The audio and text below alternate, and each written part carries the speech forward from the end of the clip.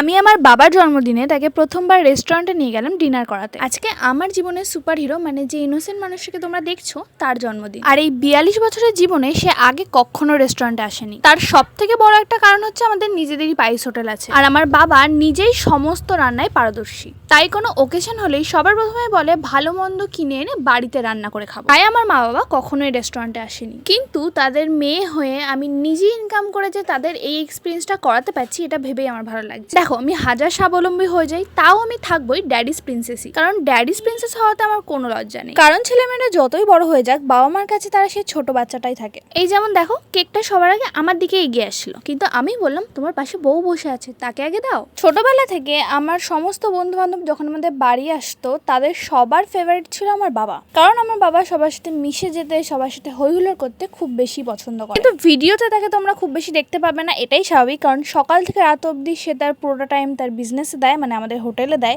তারপর রাত্রিবেলা 12টার সময় বাড়ি এসে কেই বা ভিডিও করার সময় পাবে। আর এই মানুষ দুটো ছোটবেলা থেকে আমাদের এইভাবেই ছোট থেকে বড় করে তুলেছে। প্রত্যেকটা ছেলে মেয়েই চায় তাদের নিজেদের ইনকামে তাদের বাবা মাকে সমস্ত সুখ এমন একটা দিন আমরা সবাই চাই যেদিন আমরা বলতে পারবো বাবা মাকে রেস্টুরেন্টে নিয়ে গিয়ে তোমার যা ইচ্ছা অর্ডার করার, যা যা মন চাই তাই তাই অর্ডার করো, বিল তোমার মেয়ে পে করবে। আর তোমরা যারা যারা এই ভিডিওটা দেখছো ছেলে মেয়ে নির্বিশেষে, তারা যেন তোমাদের বাবা মাকে সবসময় ভালো রাখতে পারো, এটাও আমি প্রে করি।